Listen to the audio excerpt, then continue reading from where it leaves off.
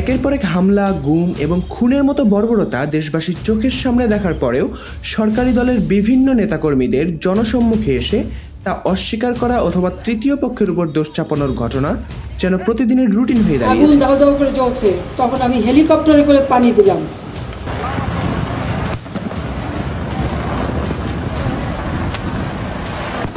তবে সাধারণ শিক্ষার্থীরাও যেন হার মানবার নয়। প্রতিটি হয়রানি এবং হত্যার সুষ্ঠু বিচার না হওয়া পর্যন্ত শরীরের শেষ রক্তবিন্দু দিয়ে হলেও লড়ে যেতে প্রস্তুত তারা। আমাদের যে ভাইদের হত্যা করা হয়েছে বা যাদের উপর যারা নিহত হয়েছে তাদের জন্য একটা শান্তিপূর্ণ দাবি চাইছিলাম। মেয়েদের গায়ে হাত দিচ্ছে, একটা মেয়ে পড়ে গেছে, আমি উঠাইতে গেছি, ওই গোলাপি রঙের মেরুন ওরে উঠাইতে গেছি, তারপর আমাদের মারছে। তবে সাধারণ শিক্ষার্থীরা আর একা নয়, তাদের সাথে যুক্ত হয়েছেন শিক্ষক, আইনজীবী সহ দেশের সকল শ্রেণী পেশার মানুষ। আমি অবসরপ্রাপ্ত লেফটেন্যান্ট ইন্সপেক্টর, আমার কাছে নৈতিকভাবে মনে হয়েছে they are right for the righteous cause. এভাবে কেউ মারা যেতে পারে না। আন্দোলনে উত্তাল ঢাকা শহরে যেন বুলেটের শব্দের চেয়েও শক্তিশালী প্রতিবাদী স্লোগান।